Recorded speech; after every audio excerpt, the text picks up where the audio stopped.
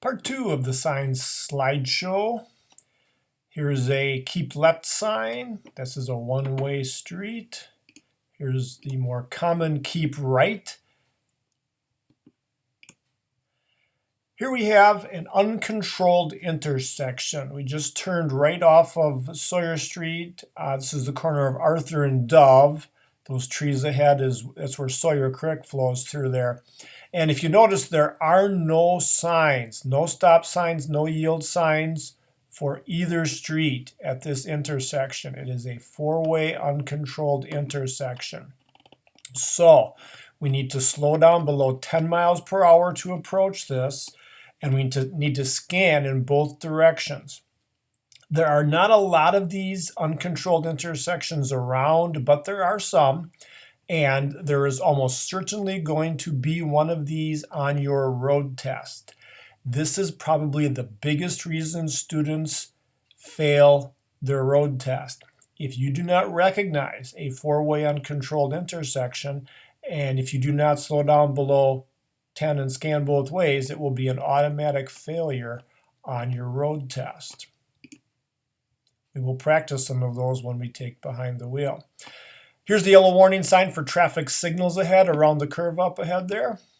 Now, this is the intersection at the corner of Sawyer and Oshkosh Ave, which, if you notice, they have recently torn down all of those buildings ahead there. And sometime in the future, they are going to extend Sawyer Street out so it connects with Rainbow Drive up by the boat launch. But what this shows us right here is we have separate lights controlling the straight and eventually left turn lane, and a separate light for the right turn lane. So notice the green right arrow it's on permanently. You do not have to stop here by the light in this right lane. You have a green arrow. You go up around the curve, and then just off the picture here, there's actually a yield sign before you get onto the Oshkosh Ave Bridge, which is closed at the moment for construction. So the solid light controls this traffic in the straight or left turn lane, and the arrow controls the traffic in the lane turning that direction. Here we have double left turn lanes. Normally to turn right, you must be in the right lane, and to turn left, you must be in the left lane. This is a one-way street. However, here we have a double marked turn lane. That means you can turn left from either direction. The red Chevy truck stays in the left lane all the way through the turn. We are going to stay in the right lane of the two left turn lanes, and we're going to end up turning over by the curb over by the old bank office there. Here's another place where we have a double left turn lane approaching the intersection of the frontage road and 9th, one of the busiest in Oshkosh. And that white truck, what's he doing? He has just crossed the white line. You should not cross the solid white line. He should have decided well before this that he did not want to be in the turn lane, and he wanted to be in the straight lane there. There we go. Left lane must turn left because here we have left turn only, straight only, and there is no right turn lane because Algoma is a one-way street there by the museum.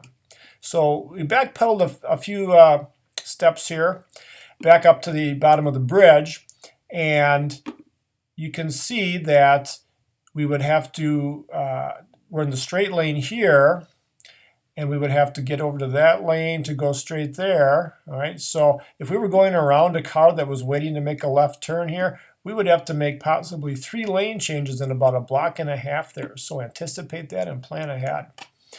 And again, here we have, I caught the signal as it's changing from green to yellow on the solid light. So if you're in the straight lane here, you see the yellow light, you should be slowing down to stop unless you are already in the intersection or very close to it. However, if you're in the right lane here, you still have the green arrow. You do not need to stop. Just slow down to make your turn. You have the right of way. You would only yield to pedestrians as the sign indicates there. Here's the stop ahead warning sign with the symbol on it rather than just the printed letters for stop ahead. And again, shapes are important, right? Had a blizzard, and you can tell this is a stop sign because It's an octagon. Yeah, you can see a little bit of red bleeding through there, but the shape still tells you that's a stop sign. You have no idea what street that is. It's Linwood, by the way, okay, close over by North High School. But shapes are very important. Know those shapes.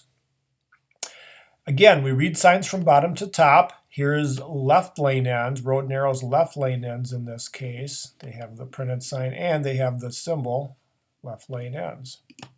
Roundabouts are a yield situation. You must yield to enter, and we must slow down as we approach them. Normally you have curves moving into the roundabout, as we do this one at the corner of the frontage road and Highway 21, which is Oshkosh Ave.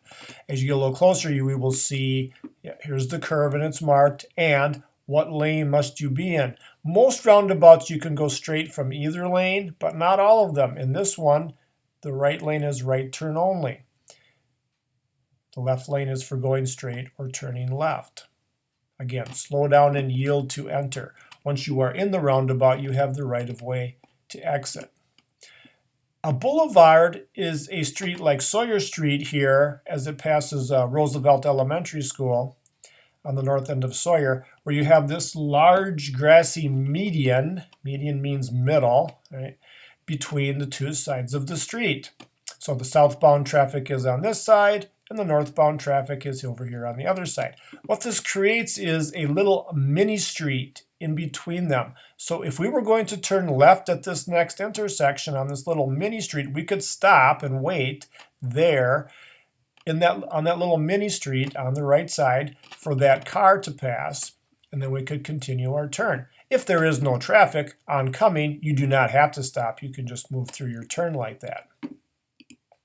Railroad crossings. On the main line in Oshkosh, they all have the red flashing lights and the gates that go down.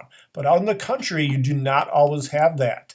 So you really need to look and listen for trains. And we're going to watch a video on that. Probably next week we'll get to that.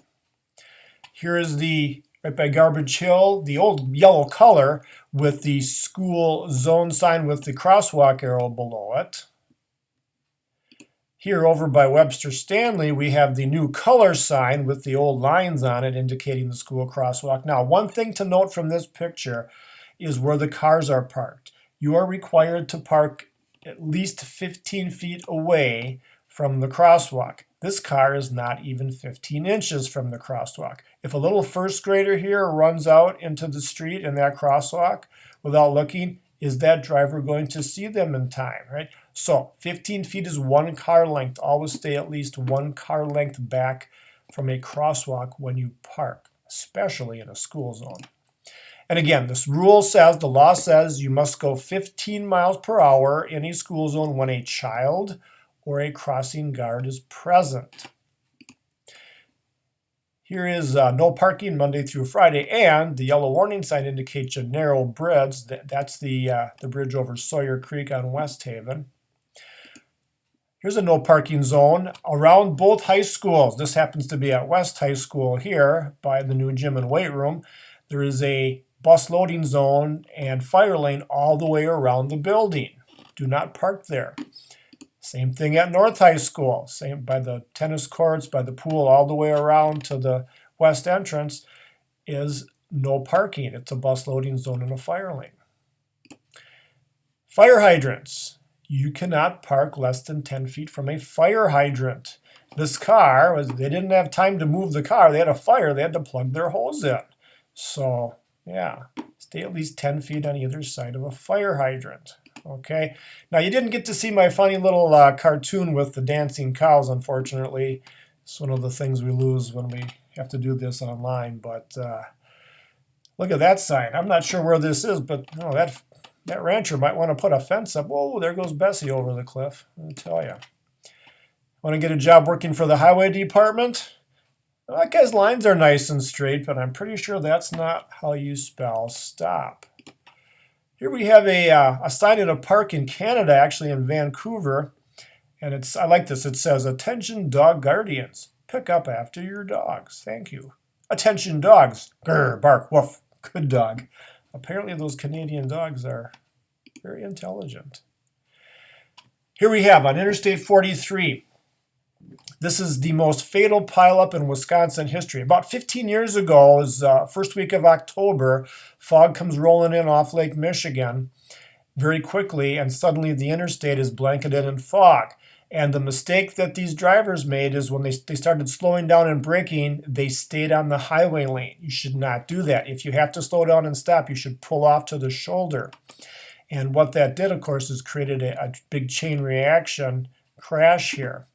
Now, last year, in the end of the winter, February of 2019, we had actually the biggest pileup in terms of number of vehicles right here in Winnebago County in that snowstorm.